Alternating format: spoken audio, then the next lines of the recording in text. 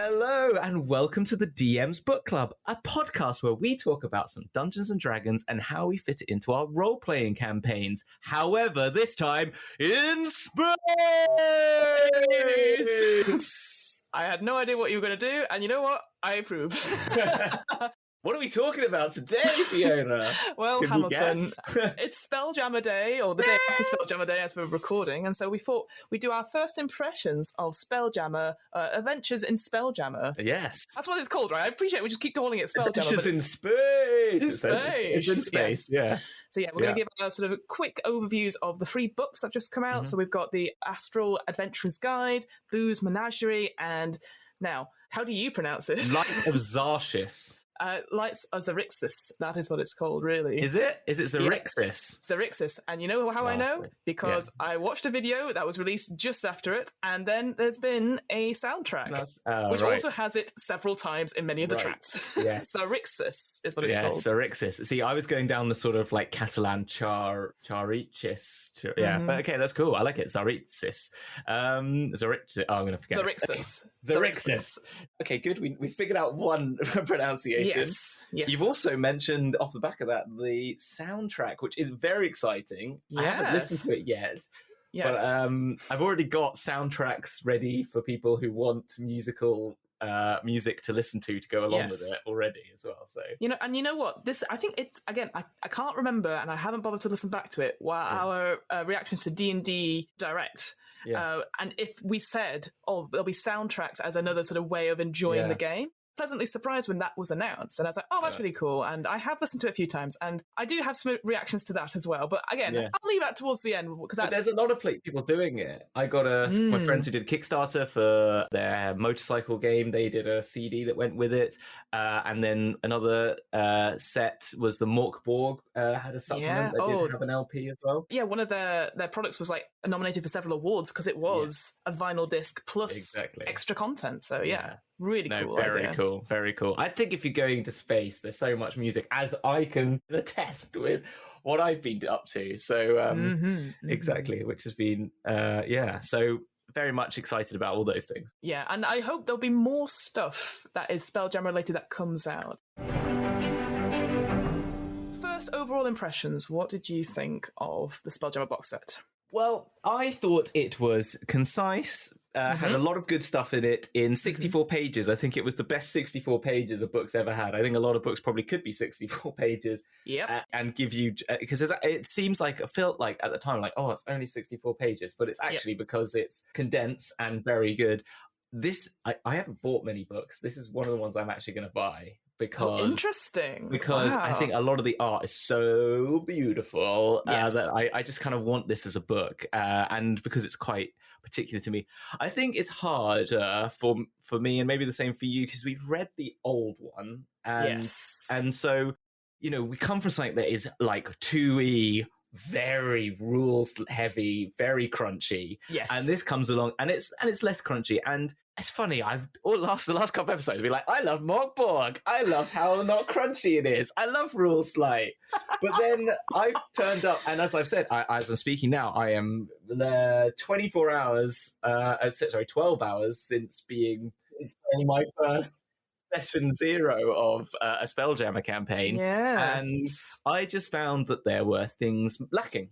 And actually coming back into playing D&D again, you realise that the crunchy is kind of part of the point. And if it's there in the characters, it feels like it's lacking in the ships and the combat, potentially. And I think this is what you should play if you want quick, easy combat. But I think it could do with a supplement of like, here's some hardcore combat, here's some hardcore ships. And I think that's all. And we can talk about that when we get to it. No, I think you've hit the nail on the head, because I think my review is 3 stars, has potential. Ooh. And I feel that's very damning. And this is something I completely agree. It's concise. It's been streamlined. Yeah. I think the 64 pages works for people who are going to pick it up for the first time. Like the first book, the sort of Adventurer's Guide, that's perfect for introducing to players who have never done Spelljammer before. I think the original Spelljammer, whilst I remember saying at the time, it's dense, it's hard, but it's wacky and exciting. And I feel through the streamlining and condensing down of certain things, certain elements, it's kind of lost a little bit of the wackiness, a little bit of like, oh, that's really interesting. I want to play that. Yeah. Now I'm not entirely sure what the aim of this is. Aim of this set is, I've got Spelljammer in my mind from the past, which is all the wackiness. And so for me, this is just like a nice condensed version that brings it into 5e. Yes. But actually, you're completely right. And like, I don't know, that first one, when we first saw that, like, where's the dwarven ships which are big heads? And I talked about those in my session. They're like, you're what? And they're like, yeah. And they're like, the Zardos ships. And I'm like, basically, yes. Like, so first of all, I will say, big thing is like those ships, they're beautiful. They're condensed. They're down. There's 19, 20 of them. They're all really different, and they've got a little script about what they do, the different things. They've got a beautiful floor plan. My two issues is that they've reduced them down. They've got rid of some of the variants. So, for example, the Astral Elves, they don't have all the beautiful different ones. It's just a generic one, which is a shame because I think you had all these different ones that look like moths and butterflies. A huge big one that you could have ones like almost like a space station. That's not there. You don't have the wacky dwarves mountain. Forges or citadels. They were called dwarven citadels. That's it. Yeah. Which the image of them looks silly, but I was like, but where are the dwarves? I know. And they're silly, but it's so like, for me, it's such it makes sense for why the dwarves would be in space. Where is the Spelljammer?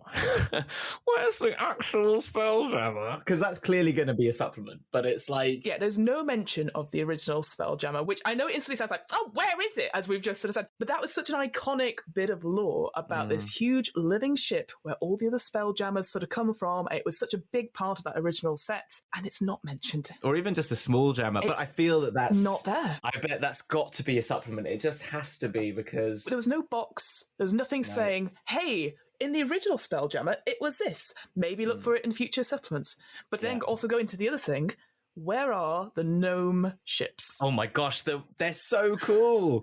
Yeah, I think that's where the 64 pages lets you down, is that it's condensed and concise, but it could, if there was another 64 pages in the same vein. Yes, and I don't want to do it down because the ships themselves, like, it's simple, it's straightforward, you can just pick it up and run with it. Here's the thing, with D&D recently, they've been like, you can play any race whatsoever. I would love it to see their different ships and their different cultures represented 100%. In that. Well, Fiona, if you want a Thry-Kreen ship, I might have one in my locker. Well, and that's the thing. I think from this, and this is where all my points about like, oh, what's this? Why is this missing, etc. I think the DMs Guild, like people like yourself or other supplements, will come out and be like, here, do some more stuff.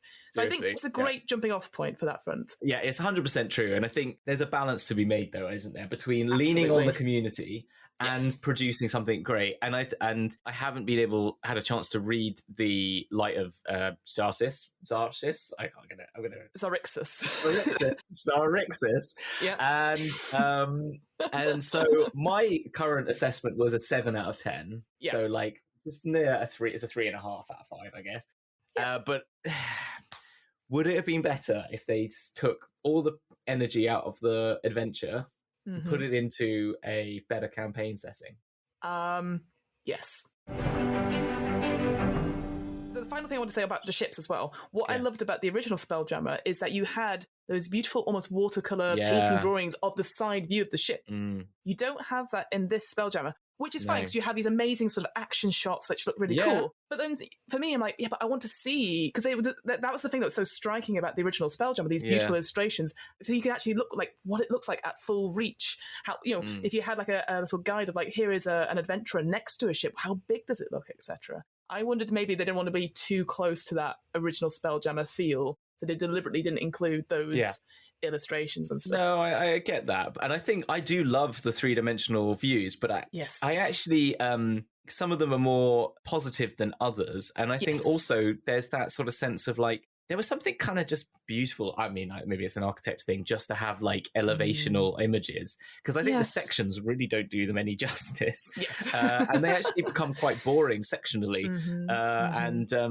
Okay, well, let's get into this. The basic thing about it is, like, when you design a building, you design plan and section first, then you draw the elevation of the outside, right? That's how you should really be thinking about things. Right. And what the point of that is that a section should be equally as dynamic and interesting, particularly when you're using okay, there obviously aren't buildings that have that, but if you want to make something special, why is every deck on a ship that looks like this, that's me wobbling my hands crazily, not got, like, it's got eye sockets that kind of come out on this hammerhead shark, but the section is square lines. It's like, no, that's not how it would be. And I feel like the Damselfly does it a little bit better in section, but it feels like some of them were really lacking, and I felt a little bit disappointed by that. But I will say there are some cool ones. You mentioned a few there, like the Damselfly, the Hammerhead. I really love, there was one just called the Living Ship, which is basically a treant in a ship. And that was just such a cool concept. Again, I don't know if that was in the original Spelljammer or not, because I will say there were many, many supplements adding loads and loads of different ships in. Let's talk about the playable races and the 2 new backgrounds that have come into it. Yeah. We won't spend too long on them because we have already covered the playable races to an extent in a UA we did a little while ago. But I just wanted to make note that the GIF themselves have had a complete rewrite from that UA. Yeah. In that it was very, very short. And in the way it was sort of sounded like they were like storytellers, they're sort of passing down stuff, but it didn't have much in terms of background. Now the GIF have this, I would say, quite a tragic background where they are sort of disconnected from their gods and they've got this sort of big wanderlust. And certainly in the background stuff, before you get to the sort of playable races stuff, there isn't much mention of muskets or firearms, etc., until you get to the stat block.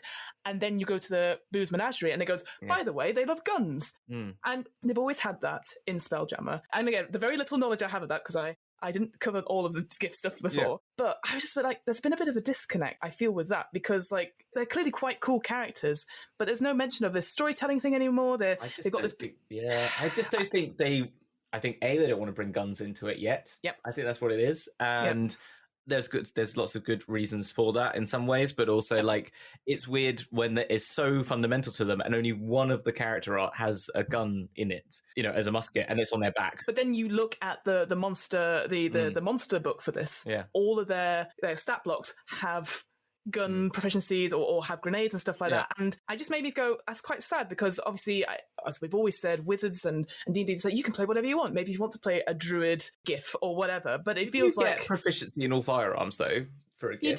You do. For me, there's such a disconnect between the 2 books. I know what you mean. I was like, we know that people want to play GIF. I've seen the comments. It felt a little bit confused between the 2 books. They didn't seem to marry up. And the Astral Elves as well, which they play a huge part in this whole set, I'd say. They feature quite heavily in the adventure. The only thing I wanted to say in terms of their player character, they removed this Radiant Soul feature from them, which was this, if they managed to succeed on a death saving throw, they got some temporary hit points, and they've removed that and replaced it with other things, which I think is a shame. So I really like that as a feature. Yeah, I agree with that. I think that was kind of fun. And it's like the Orcish, what's it called? Orcish? Where they go down and they come back to one hit point. Yeah, it's similar to that, isn't it? Which is kind of... Yes, but they've replaced it with other things which are equally good. But I guess the whole point of the Astral Elves is that they're immortal. They live for such a long time. But at the same time, there is a chance you can die in space. So I don't know. It was just an interesting concept to me. And I just thought the Radiant Soul feature was really good, and then they've just taken it out. Here's the other thing, the Herdozi, the sort of creatures with sort of the big flaps of skin that they can glide and stuff, they've also had a bit of a rewrite in terms of background, which I don't know if I agree with it. It's basically this idea that they on their home planet, there was lots of predators, so they used to go up into the trees and fly, but they didn't have intelligence. And then a wizard came, trapped them or enslaved them, gave them some elixir, and then they became intelligent. So pretty much like a Planet of the Apes type thing. They then overthrow the wizard, and then they leave their planet. And I was a bit like, they didn't have to have that. Why couldn't they've always been intelligent? Why couldn't they, it didn't need to have a tragic, and I thought quite a brutal sort of backstory. I wasn't expecting it when I was reading it, and that was a bit of a change from the UA. But their stuff is still quite cool as well, and the way they can glide over places, I was like, oh, that's quite useful. That's cool. Yeah, that is really good. I think a glide thing is better than a flying speed, if you know what I mean. I know you pretty much covered everything I wanted to mention. I still think the autognomes are really fun. Yes, I love them, and I've got one in my show, and I think they are something that I think people are gonna use a lot. Plasmoids, again, also quite cool, to be honest. And I think something that's kind of a little bit on that when you were talking about wacky side. I think both the autognomes and the plasmoids give that sort of wackiness. Yes. And I'm kind of up for that. And that was positive. But other than that, I think they've all got good stats and they're well balanced. And I think there are interesting parts to them. As you said, it just feels like there is a disconnect in certain areas. And I think if you're playing a Spelljammer campaign, I would just say to my players, we're going to start in space. And there's a reason for that, which I'll come back to in the adventure. Yeah. Everyone picks from these playable races. don't bother with the others just because they're so cool and different. Why would you play again, that's the thing for me, one of these things that Wizards have introduced so many cool playable characters. And I know maybe it's a stats thing, maybe it's a mechanics thing, but everyone's always like elf or human. And I'm like, try these out, they're cool. No, exactly. And this is, we're going to talk about this, the thing, we already mentioned it, I don't know if we mentioned it off podcast and on podcast, but there's also a lack of this diversity in the rest of the sort of setting, which is a shame. And it's something like, when I was playing my Session Zero, in our campaign, we've already got an auto gnome who's basically got clones of themselves that run the ship, and that also is like their sort of like computer, and the main antagonist is going to be a band of Thri-kreen, and stuff like, and all Thri-kreen based, because like, why wouldn't you? We're here. And to be fair, I'm looking every other page of them with the menagerie. I am just like, give me that as a playable race. Give me that as a playable race. Put those in, yeah. I think also go for Gith Yankee or Gith Sarai. Yes. This is where they really come into element. So like, if you haven't played one, this is a great chance to really engage with them. Their particular playable race traits and stuff that's not in this book, it's in the Mordecai Presents Monsters of the Multiverse. Those are the updated ones for those ones. But they do have specialized spelljammer variants in the Booze Menagerie, like Buccaneer and yes, they do. Starseer and a Xenomancer. There you go. Yes, there's a really cool thing in the Booze Menagerie, which I maybe we'll go on to a little bit. In the first couple of pages, it says like, here are all the new monsters where you can find them. A certain notification next to them indicates that they can be casters for spelljammers. So you could be encouraged to be like, we're now going to see a whole team of flunts who are spelljammers, and they move the ships across using a spelljammer helm. Let's talk about the backgrounds very, very quickly. We've got the Astral Drifter and the Wildspacer, and they're very nice, they're very flavoursome, and again, perfect for Spelljammer. The Astral Drifter, I think you'd see that as a high-level character if you're just going to, rather than starting back at level 0, because it's just that idea that you've always been wondering, you've got this backstory, this history, etc. You don't just start at level 1. That made me think about the last couple of adventures and the last couple of settings and stuff. We always start with low-level characters or low-level adventures to introduce people to it. And I know that's Wizards' thing. They want to get more people into it. I am so tired of being level 3 and dying. I have just ran, or in the process of running, a Radiant Citadel one-shot, which I'm sure we'll talk about at some other point. And it's a high level. I went straight for level 14. I love high-level stuff. We can just get on with it. I can throw as much stuff at it. The players, they can use all their cool stuff. It's just so much more fun. I think level 10 is a great starting point. I think so too. Because you can do so much stuff and you've got all these cool features. I think, and I know we're recording this before the live stream on Thursday, I think if they're going to do another anthology, which has been very, very popular, I think they need to aim it from level 10 above. And just have those high level stuff. I've interviewed people like Uncaged Goddesses, which is high level one shots with gods. And that's so exciting. It's just different because then you get to experience the full range of it. Starting back at level 3, oh God, boring. I'm done now. I want to do cool things. So I think with the Astral Drifter and even the Wildspace, this idea that you've lived on Spelljammer ships your whole life and all that thing, just start them higher level. It's level 7 if you're not so sure, but level 10 I think just because then you can do stuff and you can just like really embrace the character and have this backstory. You've been on several missions. You don't have to be like, oh, it's my first time at sea. I wonder what, oh no, like if you want to play that, you can play that. But I think I totally agree with you, and that's what I've done. I've started level 10, gives you so much to do. Also, I remember in the old Spelljammer, and something that is a really interesting thing about Spelljammer is like you could jump into Spelljammer off every single other adventure. You saved Toril? Well, great. Now you got to save the universe.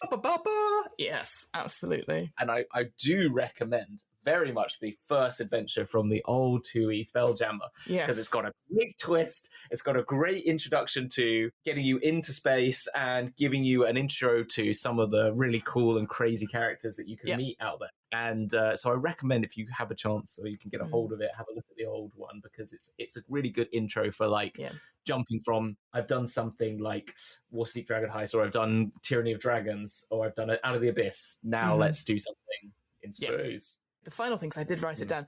So there's a feature in the Wildspace background that's called Wildspace Adaptation, where you just don't get disadvantage when you're doing weightless combat, which I think would be quite prevalent in general because it's quite a cool thing to do in Spelljammer. I bet a lot of people might take that just so they don't have that disadvantage. You can do it if you've got a swim speed, then you can do it fine in combat. Just do it Hamilton style and just give everyone that weight. I've just like weightlessness. it's out.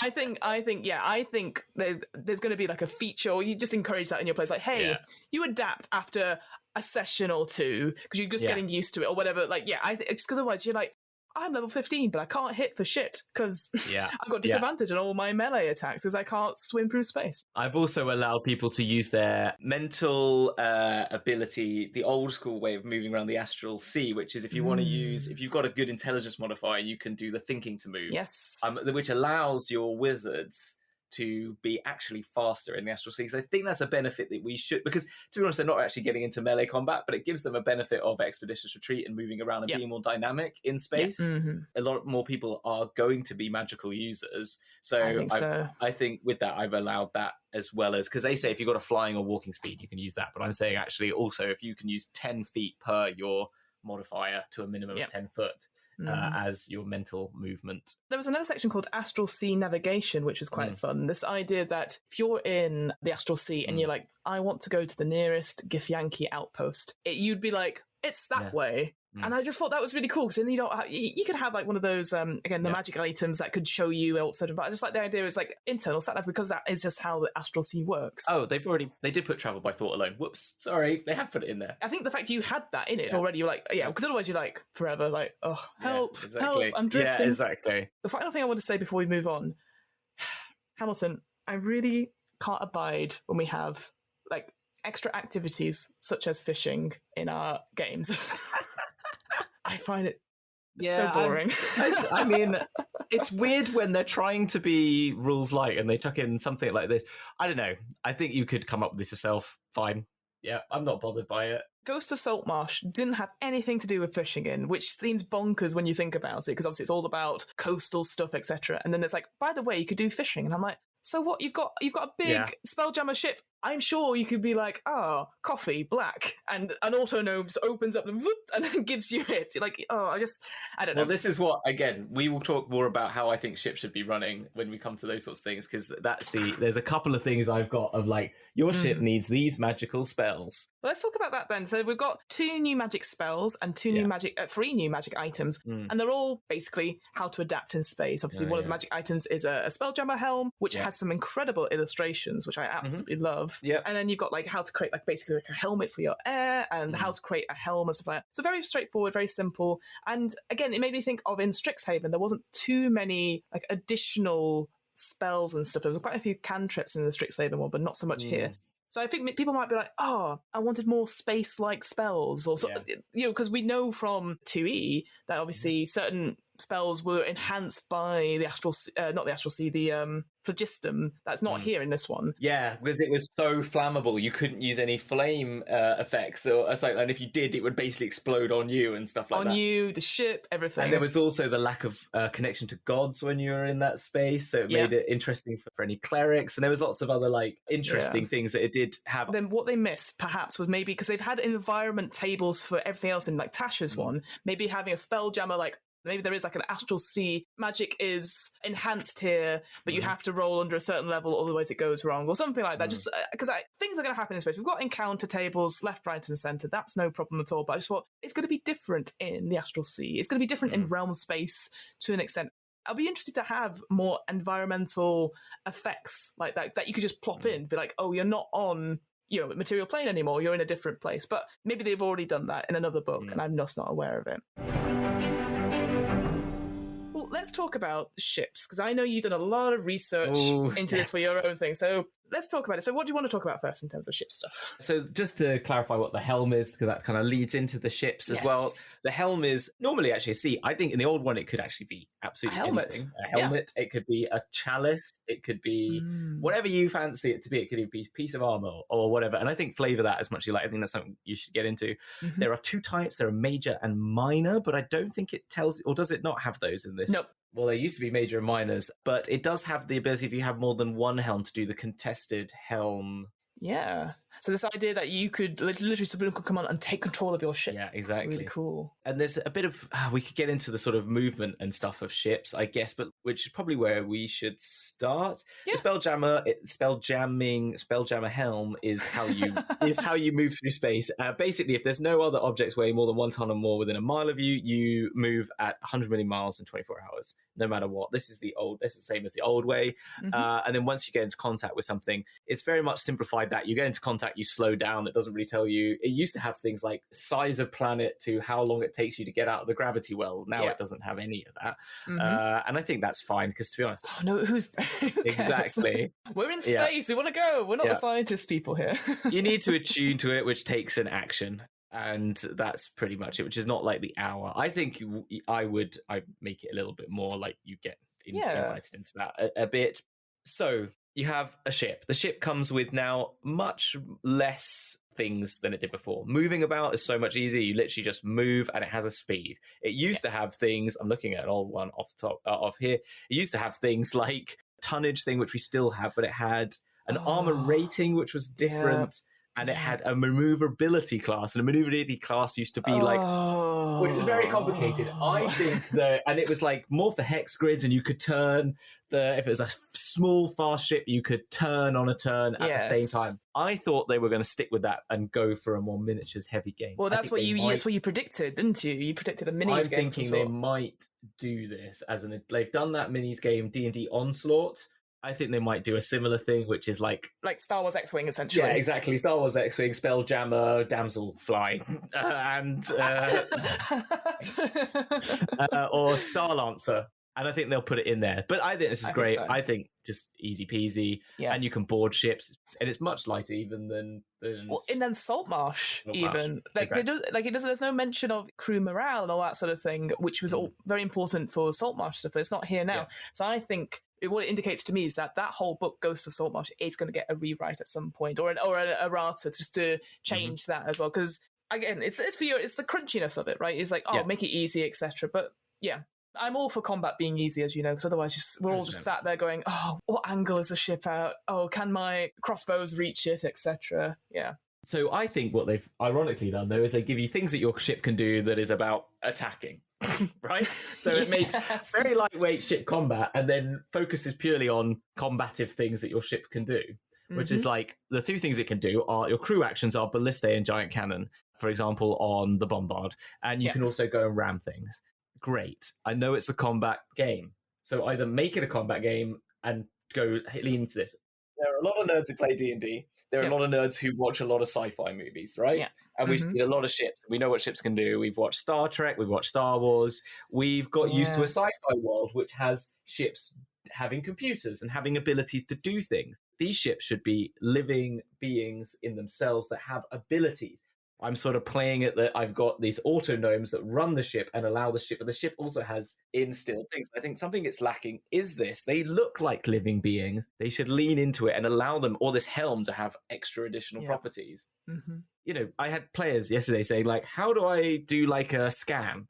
And so I was like, okay, you can pulse out detect good and evil from your ship. You need to give that a number of charges per day, but it should have things like that. And it can use that detect good and evil to detect good and evil, but also because that is affected by thickness of material, it acts like an X-ray and it can composite it or something, and then into your spelljamming helm psychic link or something like that, or a display of a magical item. Whereas what about it being able to produce food and water, like a replicator or something like that, food replicator? Where is the ability for it to I have gadabouts that it can summon for you, know, so like you can get like equipment and lots of other things. I feel like it needs more thought to make these into an additional part of your crew. Yeah, I think that what's interesting. So thinking back to Ghostmarsh thing, you could upgrade your ship and it'd be certain that you can't. There's no way to upgrade your ships in this one, right? Not easily. There's not like a list of features that you could add, which you'd think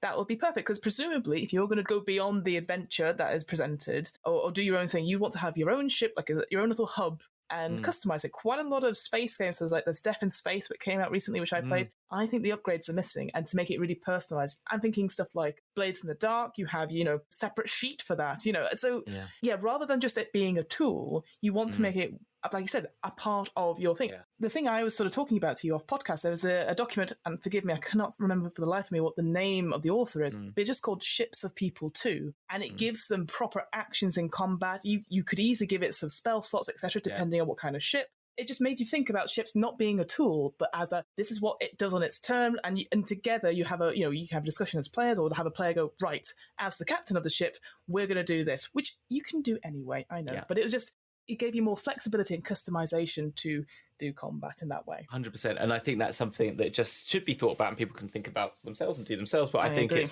I think it's just something that be aware of before you get in there, because you might find your characters are going to ask you these questions. And so if you need it, there'll be something soon, but if you haven't got it, think about it in advance. And because it's kind of, you could do it on the fly. Obviously, that's what improv's for. But Obviously. It's like, but don't bother looking in the book.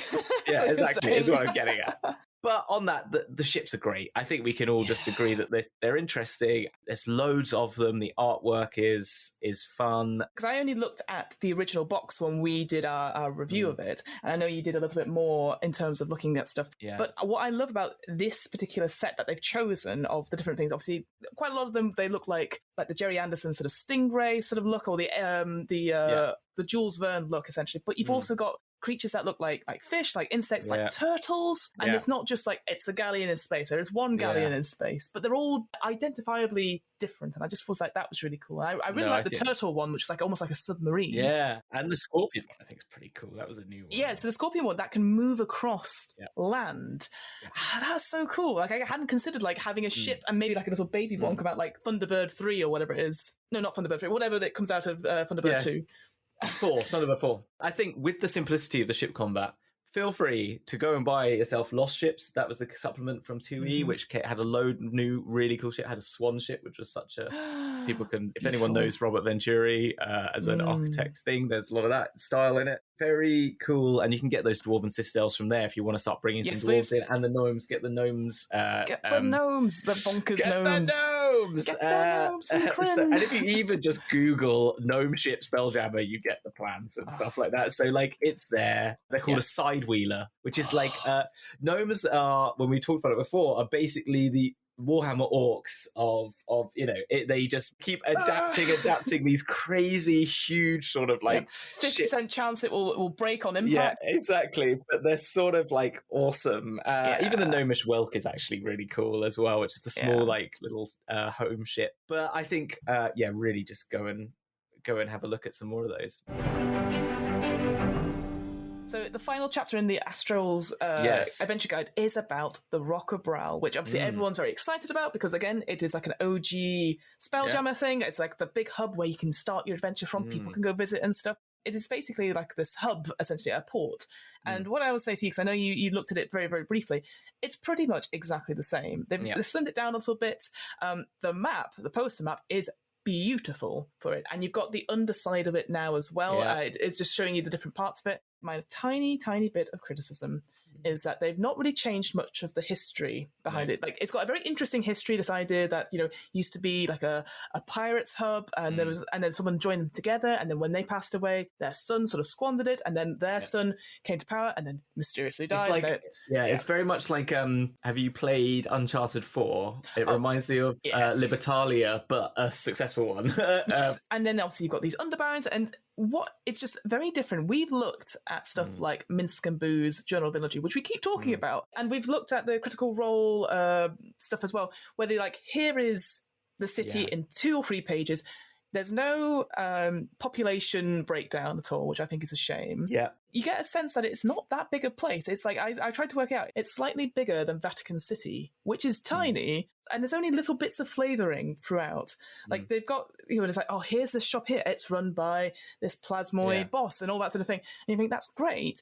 But it's just like little bits and pieces. It's not enough for me after we've read all these really cool things and the histories and stuff. It doesn't necessarily grab me as maybe it would have done if I had read this first rather than the original Spelljammer. The criticism is that throughout TV recently and in video games, there's been a lot more female prominent people from different backgrounds in quest-giving roles, in like proper character roles, like leading roles. Sandman gender-swapped quite a number of its main characters, and they were played by people of colour, and it was really good. In the Rock of Brawl, it definitely feels like the top people are still male-presenting humanoids, maybe an elf, maybe a halfling, and that's it. And it feels like after all this sort of bringing in the sort of like, hey, you can play any race whatsoever, the leadership is still the same. And I would have just loved it just to change it up a bit, even if it was just like, we've got more Tabaxi guards, or we've got more Thrycreen, or anything like that. It just felt like, another missed opportunity. I do think they have done some changes, but again, I couldn't tell you what they were because I haven't compared them to the original Spelljammer, but it's very similar. And I was just a bit like, a little bit disappointed that the top hadn't changed. Like, it would have been great, but what if it was all women? What if it was a matriarch that brought them all together? And then it was two sisters that sort of were vying for the thing, and one of them turned up dead, and then the other one's taken over. Yeah, I totally agree. And I guess there's always the conversation you can imagine in the background of like, oh, what if people get angry if we change it? Or, I don't know, stuff like that. It's, but I totally agree. So it could be much more interesting. The other reason why I'm coming from this, again, it's coming from that Radiant Citadel. Just coming off the back of that, reading through that, a lot of the leadership is so different, and the structures are so different. And then to come to this and I go, oh, this is really boring. For me, and I'm saying this for me, like, I'm sure other people will find it's fine. And yeah, maybe it's like, oh, it's just like in the lore. That's fine. But I think for me, they could have pushed it out a little bit more. They could have tried some new things.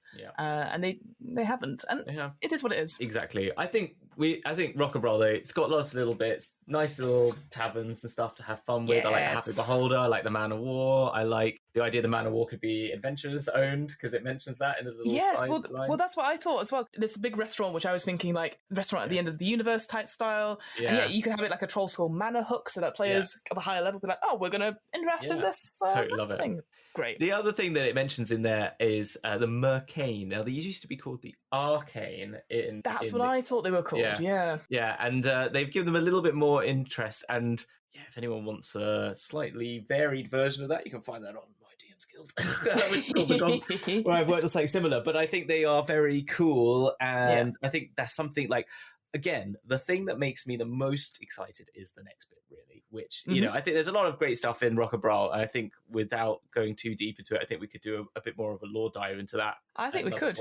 And how maybe we might want to change it, we could even do. Or that sounds like a great idea, actually. Let's do recreate the Rock of Brawl or something like that. How would we change something that is iconic and make it our own? Yeah, I think that'd be really fun. But Boo's Astral Menagerie is where I literally was just like, tick, tick, tick, tick, tick. This is where it got. If it was just Astral Menagerie, I'd say 9 out of 10. I think I'd even go as far as to say. I completely agree with you. It's filled with every single thing. You're like, where? This is what we want. We want Megapedes. We want Mercanes. Where are my playable Doa? I want to play a penguin. I knew it. Come on, like what? Who? I bet you I bet I'm going to go on DM's Guild now. I'm going to just look. I'm just going to search Doa, because I bet someone's made one. These Doa, they're basically, I can't remember what they're called in Star Wars, but they're the little merchants, essentially. 75p, Doa playable race option.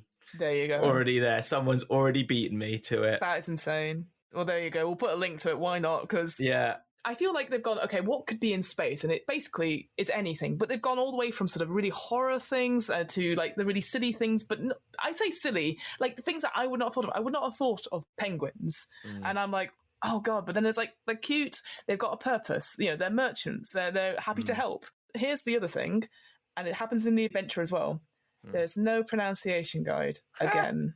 And Are you sure? I checked the cover art. I checked in case there was like an introduction.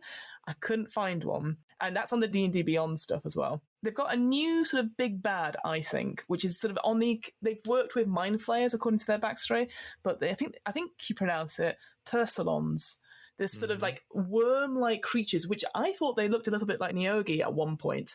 But this idea that they look like, when you have those microscopic blow-up images of creatures that you find in your bed or in your skin, that's what they kind of look like. If they have 2 heads, that means they're a leader, because 2 heads are better than 1. The magic user one, which has to eat one of its victims, and then it can change its shape to be that victim, which is again a really cool reveal, I think, because it's like quite horrible. There's also stuff like an eyemonger, which is basically like a space beholder, which which they have a really interesting thing. Instead of like having an anti-magic cone from her eye, it's an anti-magic gullet. So it has a lot of treasure inside it. And if you go in, you can't cast spells out. You can't get out. You have to physically... Yeah. I think that's really cool. There's something called a Thea, which is basically like a dream-eating creature with tentacles, which again looks a little bit to me like another beholder, but it just horrible. I thought that was gross.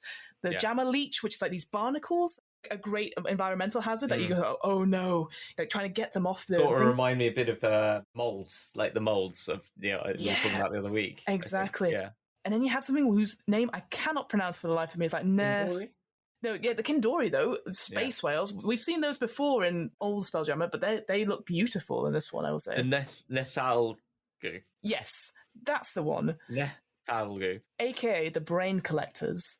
And they have an interesting thing where they collect people's brains, and they have to get to 12 of them, and when they get 12, they go, I must leave now. I must go back to the far realm.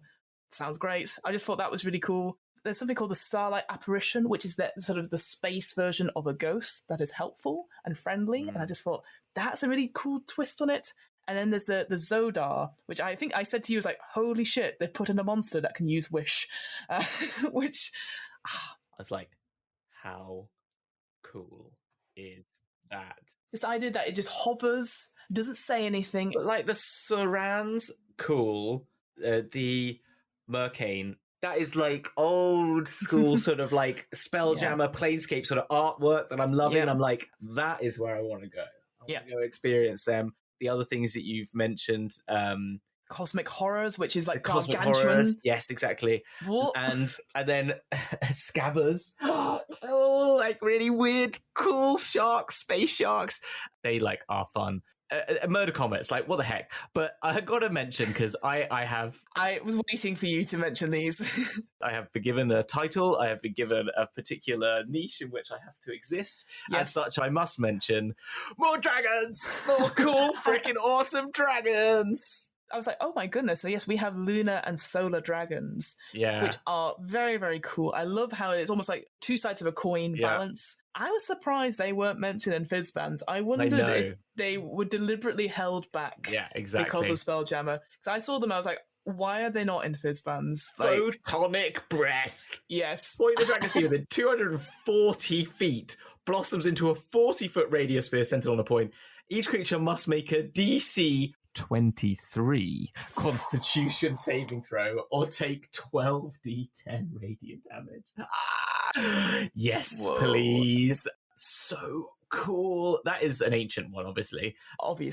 And then lunar dragons as well, who, because I'm emo, obviously think are cooler, because they've got super cold breath, they got a wing attack, and they have treacherous ice. Magical ice covers the ground in a radius centered on a point in the Dragon Sea, and the ice is difficult terrain. It just kind of, that was more like a, how cool, like, you come in and it goes, cracking everywhere around you, and then it phases because it becomes incorporeal form, and it says as long as it can concentrate on 4, and you're like, yep, that means you're going to be firing spells at it till Kingdom Come. What adventurers aren't going to want to go end up? It's the scene in Star Wars, right? Yeah, they're like, running away from a Nautiloid, jump down in that hole. Yeah, okay, we're in there. And then you hear, and then they're sitting in the ship and it's quiet, and then they see ice on the windows. Yeah. And they're like, what's that ice? And then you hear, you're like, fuck! This huge lunar dragon, you've just gone into its lair. I expect you to have a dragon ship combat of some sort, because, Yeah, it's like, I love it. It's so cool. And one thing I did want to mention, that the notice thing that I noticed was that, so you have lair actions and lair like environments. Sorry, you have lair environments for both lunar and solar. But it doesn't say what happens if you kill a solar dragon. I presume because their lair is an actual star. So it's very hard to kill them. I say if you kill a solar dragon. Yeah. The star explodes. Yeah. Whoa. You get full Plane, Pulsar, Nebulon. I love that. What are they called when they explode stars? They're not called nebulas. They're not called I don't know. Now we need a scientist to come on. Now we need a scientist. Supernova. There you go. And one thing I did want to mention before we wrap up maybe the monsters a little bit, because they've been used in all the promotional material. because obviously they're like, what else can we put in space? And it is the vampirates and the space clowns. No. Hamilton's face kind of cringes. The vampirates, for example, they're quite cool. We've had vampire pirates before in Ghost Marsh. There's a ship that's like an undead ship. Very, very cool aspect of that. They just put that in space. And if it's a little bit different, I think it's quite cool. It's very sexy. If that floats your boat, that's fine. I do want to talk about the space clowns because I think their backstory, very, very short, really, really interesting. This idea that they, in this particular world or plane, the people, they worshipped a god of revelry and fun. And so the priests of this religion started giving out elixirs called Frilljoy. People started drinking it, and before they knew it, they realized the elixir was a mixture of some sort of demonic ichor and the juice of a bozo flower. And that's how they all turned into these creatures. And we've got various features and stuff, like they've got squeaky shoes, which they have if they're in their clown form, but if they're in a different form, it's okay. So you can have a proper It style, like, transformation. Yeah, I know, I can see you. I'm going to move on, Hamilton. What? They do have guns, but I love the fact that if you take a gun off them, it doesn't work for you because it's a toy gun. And that's the thing. I would love it to have... I think that's the thing. I would make it so flavoursome that it is very silly and bonkers, but also horrifying. This idea that, smell my flower, cold spray or something. Acid splash. I totally agree. I think it fits with what you're saying about the need for more sort of lightness and the sort of kookiness of it. I just wish it wasn't clowns, but that's just a personal thing. I think a lot of people will also say that. Yeah. Clowns is something in our culture where even the last couple of years they've come back again, I think, and people are just like, nope. And I totally agree. Yeah. It's definitely something I would put in a session 0. It is that prevalent in our society. And if someone goes, nope, I'm like, okay, no space clowns for this one shot, which is totally fine. Whilst we're going through, I was just doing some checks. Zodar was in the old Spelljammer, actually. Was it? It was. Yeah, I just didn't. We must have missed it last time. It was in the Monstrous Compendium. It wasn't in the base one. We, in our bad research, only read the base. Rygar don't seem to come up in the old one. Rygar are interesting, though. I was going to say, another one that I think, Playable Race. Mm-hmm. I think pretty cool. I wonder if they'll come up in a supplement. So these Rygar, from what I understand, they're sort of like an androgynous, I can't even say the word, but like a genderless folk, originally sort of humanoid, but have descended from octopi, which some people would probably be like, no, thank you, and that's fine. But they have a sort of golden glow about them, and this almost naturalistic affinity with their ships. And I'm going to get this wrong, the Etheric, I think it's called. Just like almost like a jellyfish, which can shape its form and everything like that. I also love the jewelry story that they have this thing called a Talorith. So Rygar wander Wildspace and Astral Sea in search of artistic inspiration, traveling in symbiotic organic ships that they create. Each Rygar possesses a magical item called a Talorith, which is created and which it alone can attune. But it's basically they craft this jewelry which gives them like a weapon, and it's also can summon a golem that looks like them. A clone, essentially. Yeah, a clone. And it's just kind of like a beautiful little bit of like, I don't know, just a bit of like flavour that I'm like, I've Googled on the DMs Guild. There is not one of those yet, Playable Race. Oh, no, after this afternoon, Rygar being made. I'm just going to be making... To be honest, this is the thing, though. Nothing has made me more excited about making stuff than Spelljammer. Isn't that interesting? It's like, there's just something about it that is just like, this feels like a new setting. And I think what they've come out the gate with is very lightweight and allows lots of people to do it. But it also makes me think, like, this could have been 600 pages of information. Yeah. And we would have all been happy about it. And I think we could have all been like, I don't know, it's great for people who want to make stuff. I guess we'll round off this episode then with the adventure. Now, you said you hadn't looked at it or been able to... No, I didn't. Do you know anything of it? I actually don't. And the point was because I didn't want to get my head filled with adventure stuff because I'm running my own adventure too, weirdly. That's kind of part of it. And also, I needed to spend the short amount of time between yesterday and now learning the rules and all these sort of getting all that sort of stuff in my mind. So I didn't have the time. So I have no idea apart from it's got a cool person with gold garb on. Yes. Let me tell you the backstory because I think this is kind of important. So according to Chris Perkins, who is obviously the lead project person on this, they sat down and they were like, how can we get people into Spelljammer as an introductory adventure? So this is at the forefront of the mind. It goes, they're like, for people to introduce the elements of Spelljammer, but at the same time, create this amazing thing we've not done before. They came to this point where he was watching Flash Gordon, the film, And he said, like, it's got that pulp sci-fi thing, but there's always a cliffhanger. And if you go back to the original comics of the 1930s, it always like that, oh no, Flash, what are we going to do? And then it cuts, and then next week it's resolved and it continues on the story. So they came up with this idea of having a structure, of having a story that you could do in like 12 sessions. Yeah. And at the end of each session, you have a cliffhanger. And to get the players to want to come back to more, whilst at the same time getting people into Spelljammer. And I think that's a great idea. I think what also played into that is that they want people to stream this game. And I don't know if they have streamed it already for that Spelljammer things, because I've not been watching it. But first off, like, I love the idea of pulp sci-fi. Like, the idea is it being campy. You've got GIF going around. You've got all these amazing aliens and stuff like that. The story itself isn't great. Okay. What happens is that you start off on your home planet and these vines come down, like something shoots from the sky, and these vines sort of appear and start sapping the energy, sending it up into space. You escape onto a ship, which happens to be a space galleon that goes up into space. And your aim is to go to this place called Sarixus, where the Astral Elves are. And the story sort of is about these twin siblings, Astral Elves, that are trying to take power of Sarixus because their elder is dying. And it's discovered that what's sustaining the system is by taking the energy out of your planet and other planets, and basically taking that energy, making them dead, and sustaining their system. Interesting concept, right? Takes 12 sessions to get there, to understand it all. It could have been done in 6 to 8 sessions. It takes so long to get there because it feels like a sightseeing tour. We're like, oh, and there's an autoloid there. Mind flayers? Cliffhanger. And then next episode, it's dealt with in like 2 seconds. And that's my issue. All these cliffhangers are dealt with very, very quickly. And it's not dealt with by combat, usually. It's usually dealt by, oh, someone else has come to save the day. Oh, you're okay, etc. And I think that takes the agency away from the players. Yeah. I think you, Hamilton, could make better cliffhangers.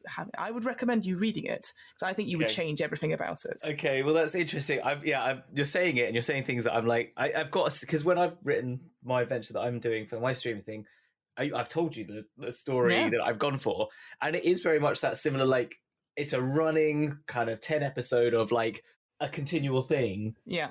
But the thing with streaming, you do have to sometimes just do the like quick intro, or like in between, what happened between sort of thing. Like we did our session 0 last night, and I was letting them like get into it a bit more, so we didn't like play it word for word. But I was like, no, we can speed up some of these bits and how you resolve it. Like they got a bunch of mithril ore that was floating about, and I said, okay, well, quickly on the way back, you go meet the people that you found it from. Yeah. They have a deal. Roll me a dice. Okay, you get. Yeah. Not full value. You could do those sorts of things, but you still need to let them have, I don't know, I didn't have it like middle of combat, oh, we're all dying, and then the beginning of the next episode, yeah, they didn't die, so what's happening next? Is that kind of what's happening? I don't know. I'm trying to understand the sort of, I don't know. You would like finish like a big battle. You've battled something. Like you get, so for example, I'm going to spoil the first little bit. Essentially, so the whole story is split into 4 parts. And each part then has 3 episodes, essentially. Yeah. In the first 3 sessions, you get into space, or you get chased by an astral elf ship that tries to board you. You then explore an abandoned nautiloid, and then finally you get to the Rockabral. You've been meaning to get to the Rockabral this whole time. And it just feels like you keep getting driven off track by all these, it almost feels like encounters. For me, I would just go, get into space, you get to Rockabral. You maybe get that chase towards the Rockabral, but you don't need that separate, like the nautiloid encounter.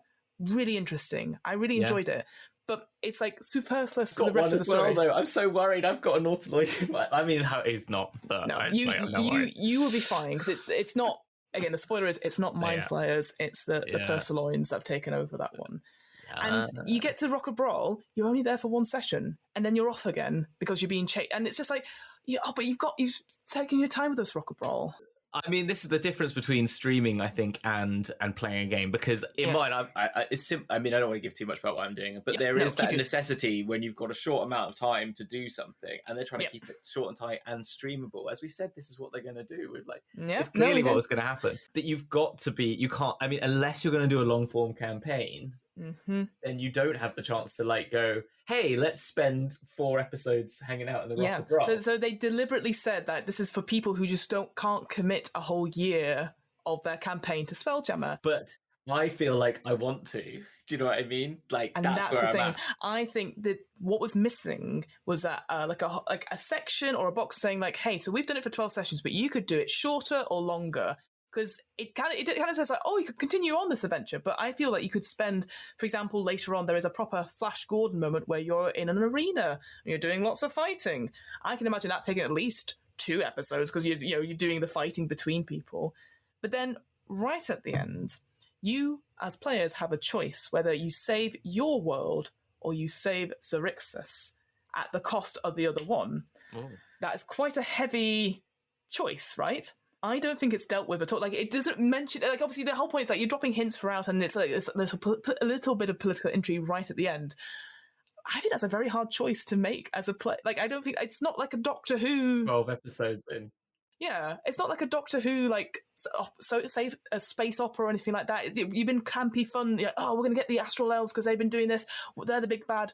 Oh no, they're doing this because they're trying to save their civilization. And it does suggest that one of your party members or the party themselves sacrifice themselves, but if they don't offer it, then one of the NPCs will go and do it instead to stop whatever is happening.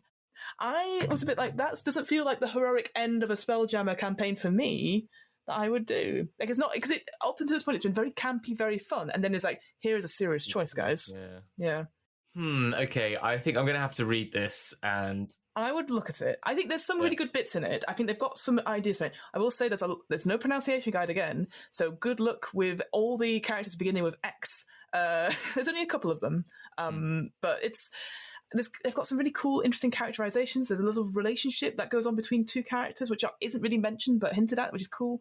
The thing that I do quite like, though, I like the idea of having it structured because it says, like, here is a summary of what happened last time. It's a little box, and it says tweak it to actually what happened. And what happens if your characters accidentally have their ship blown up, or here's how they get to the next point and everything like that. So it's very helpful. I think if you're a beginner or intermediate DM, if you are an experienced DM who's not done Spelljammer before, or if you've done Spelljammer before, I think you'd find this adventure really disappointing. And I think you're better off making your own adventure. Well, there you go. That's damning, I know, because I was kind of excited for it, and the artwork's really good. Some really interesting bits and pieces. Like, you have an interaction with some Kandori, and there's a lot of like, see this in passing. And I wish you, as players, you got a chance to like have that connection. But I think because you're not railroading them, I think you're helping them get along. Be like, okay, end of the session, you have to be here. I know, I've drained the energy out of the room now, haven't I? No, it's interesting. It's making me think. It's just making me think, and it's just I do want to read it, but it's like it's like that whole like, this movie's so bad it's good you got to read it, or so bad you need to understand it, and it's like, oh, I think I have to.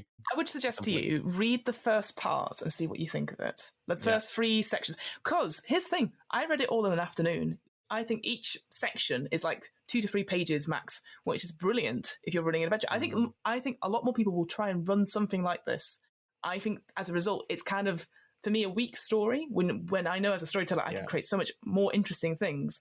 And again, I'm going to say it again, I feel kind of spoiled a little bit because I'm just running through Radiant Citadel. I think the writing's so much better. I think there's more interesting story points.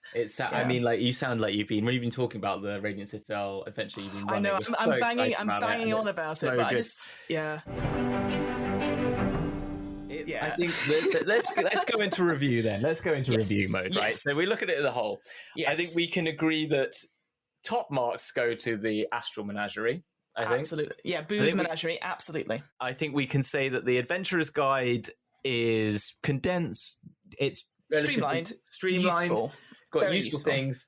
We'd always love more. We'd like more from the character options. We probably would love more spells, and ships could do a little bit more, and the Rockabral. Good starting point. Good starting point. But I can imagine if I was a veteran Spelljammer person, maybe a little bit disappointed. But so what? Exactly. But you could. That's all out there, isn't it? As they would always say. And there are stuff out there. And then the adventure itself feels a bit lackluster. And I would read it through, and then maybe I think I said to you, I'd either shorten it down to 6 sessions or properly fill it out and make it a year-long campaign and have this sort of interaction, like a space opera. Making it maybe a little bit, making that decision at the end worth the thing, because I think you can make this as a proper like Star Trek what do we want from it? We want more. Basically, you and I are on the same page. I think there's going to be supplements, maybe for extra life, perhaps with more ships, maybe more adventures. Yeah. I would love to see, because the Light of Xerxes, that is a lower level as well. That's 5 to 8. Actually, do you want to talk a little bit about the Spelljammer Academy that came out? Yeah, it was interesting. I actually thought they were quite a good little intro. I read most of them because I was just trying to get as much as I could. I'm just trying to find them. Because from what I understood, that was like a 4-part, like a level 1 to 5 introduction to Spelljammer. But you were already like cadets that were learning how to do spelljamming stuff. Felt like a bit like Star Trek when you start out. That sort of thing. It was Star Trek. The Star Trek Academy, exactly the same. Yeah, I think it was it introduces you to a lot of the different bit of ships. It starts really simply as well. Like, gives you start on the first adventure fighting some people in a space simulation on just the forecastle of a map, and you fight some reavers. And a lot of the training officers are in it. There's a Hadozi, there's an Auto-Gnome, there's a Gift. So you're introduced to all the different players options that you can interact with. There's a lot of fun little, like, you get little handouts and stuff. Really good fun. It sounds like this other one is more pulpy sort of sci-fi, whilst this was definitely more your Star Trek Academy. And I think this would lead you nicely into like you get to interface with a few different like get a ship combat at the end. There's a bit of like interfacing with Behold a Tyrant ship. So like you introduce to some of the more exciting elements of Spelljammer, and you get to meet Mert, which were like that's quite cool, isn't it? Maybe that's the thing for me. I feel like I'm tired of the fish out of water thing, which is what would happen with the Light of Xerxes one. It's like, you're on your Earth, well, there's some space. We get that. We know we're about to play Spelljammer, right? Whereas I think the Spelljammer Academy, you're already there. You're in the moment. You're learning how to be this thing, and then you go off and do your adventures.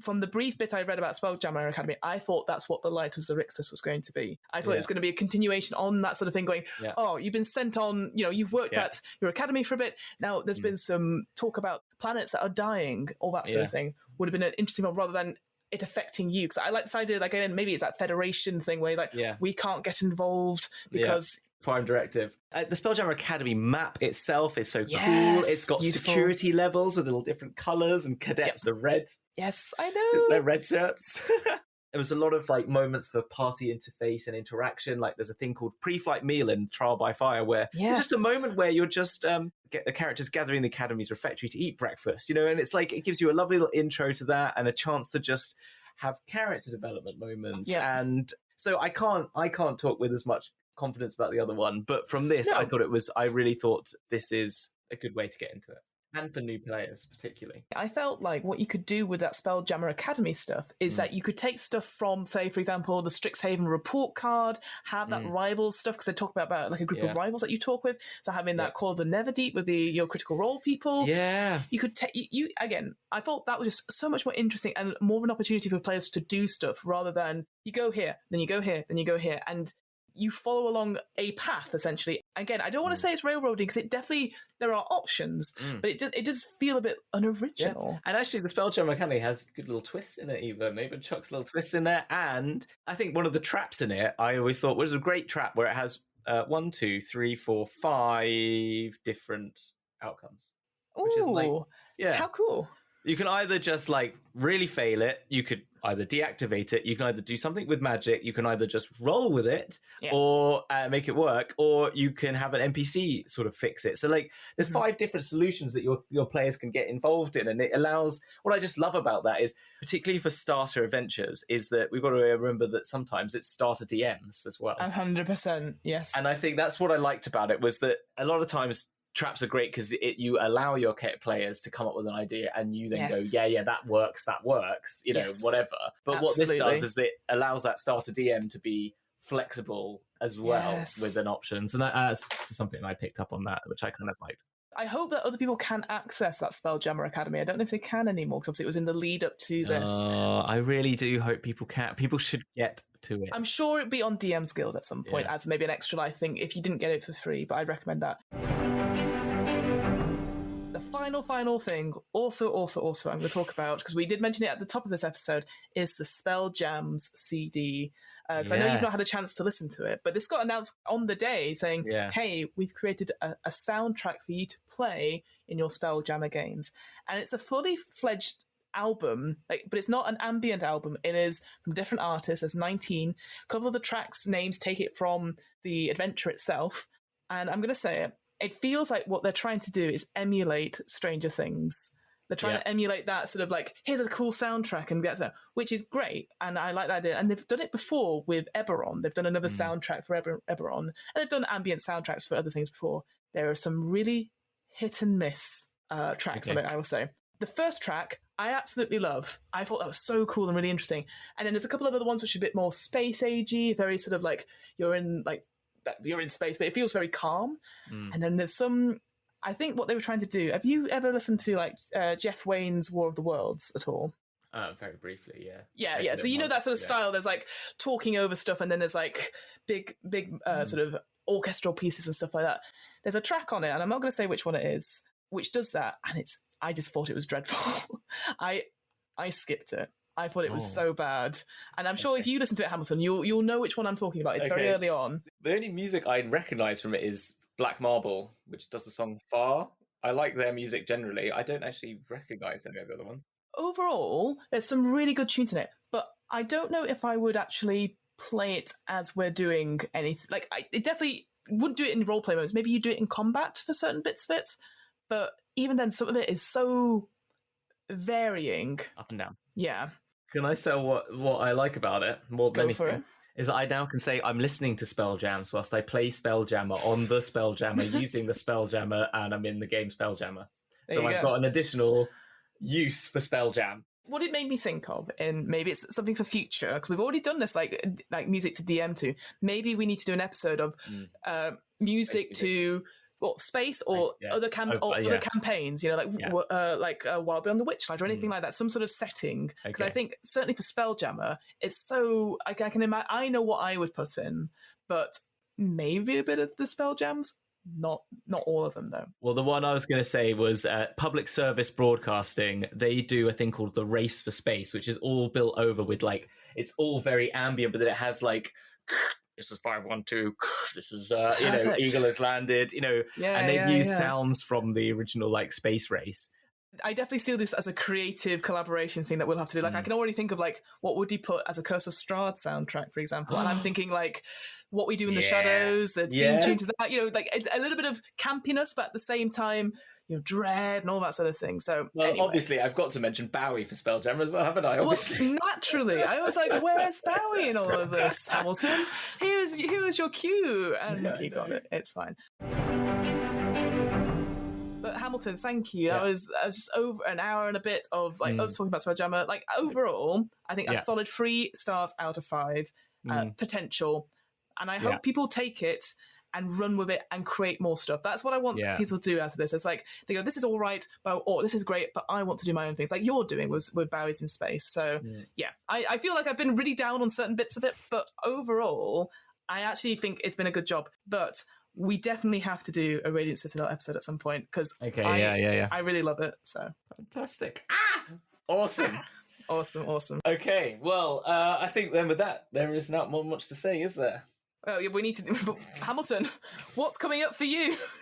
What are you doing in the grand scheme of what am I doing? things? Oh, well, what am I doing? Well, as I've mentioned about 1 billion times, I'm doing Bowie's and Spelljammer. I did session 0 last night. It was super fun. I enjoyed it. I think the group is really cool. Yeah. Really cool peoples. Yeah. We've got, from my previous shows that I've done, we've got Chloe, who was on my 2 things we've done, the Mortborg thing, which should be coming out in September, should be releasing September 5th, the Theatre Macabre, as well as Taylor, who was on that, who's also from the Backwater Bastards, which is a sci-fi adventure, but more sci-fi, traditional sci-fi, if you know what I mean, than Spelljammer sci-fi. And then we have the one, the only, none other than Jeremy Cobb from 3 Black Halflings. Oh my god! Which is very exciting. So cool. They're super cool, and the dynamic that the group was getting last night was absolutely fabulous. And they've all fitted in really interestingly into that ship. So I'm very excited to get going with session 1 tomorrow evening.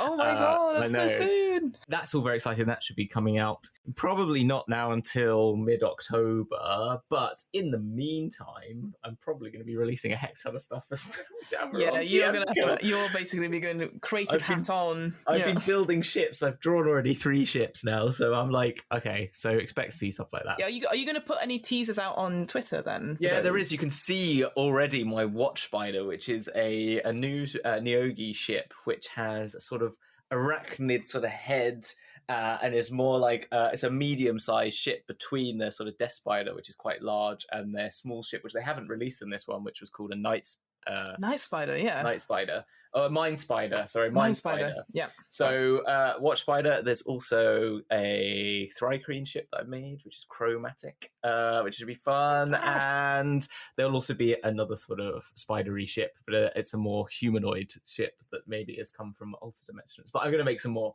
because I'm really enjoying it.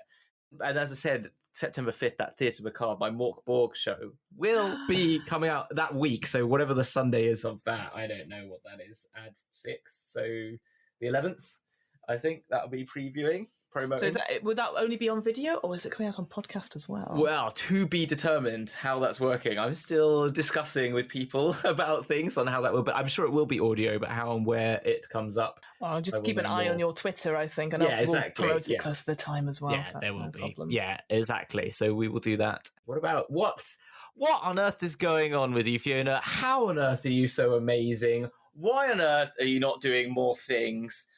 When on earth are all those things going to leave? Where am I?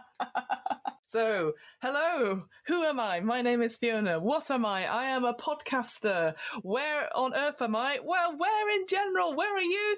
Where? Just shout where. Like, where?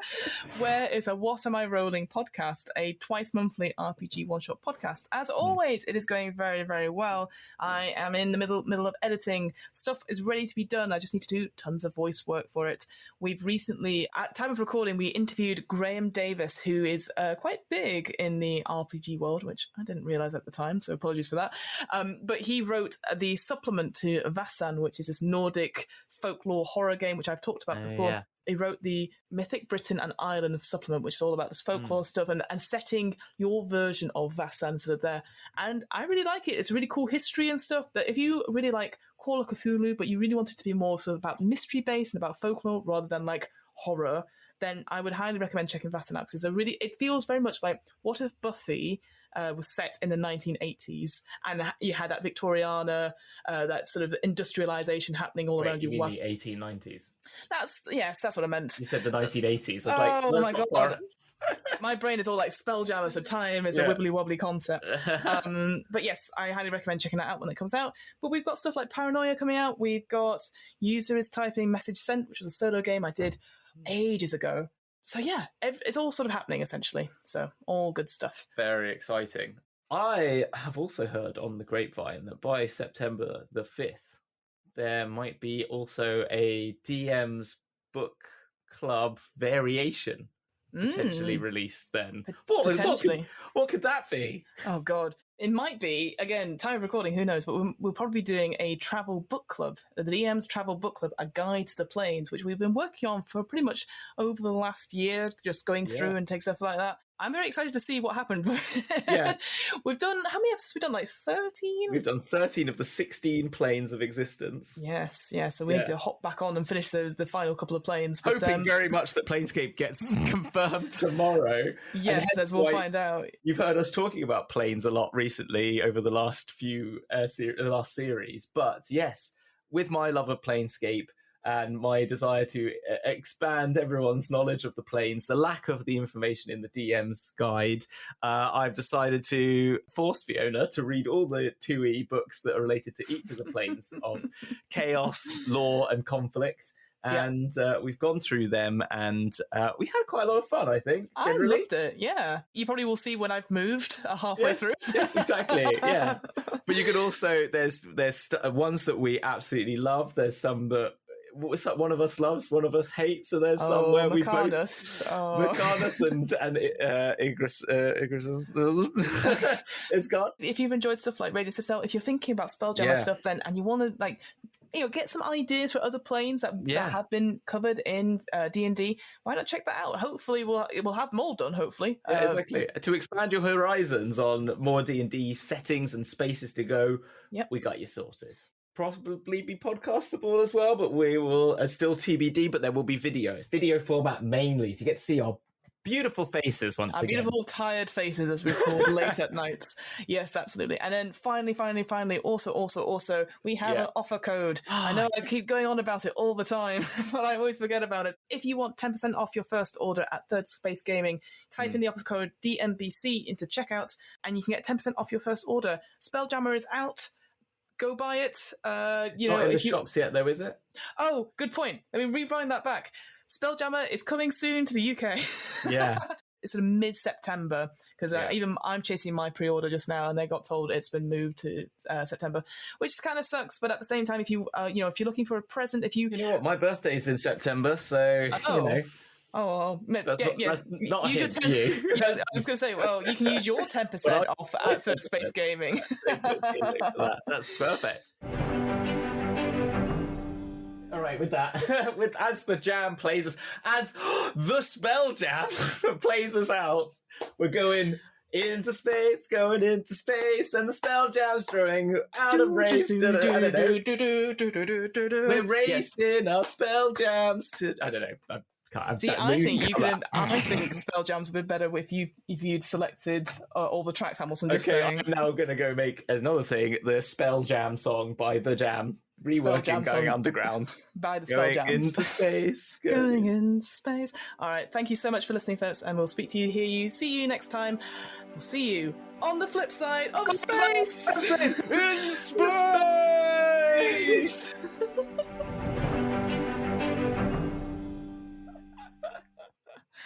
We are losers, you know that, right? I don't care.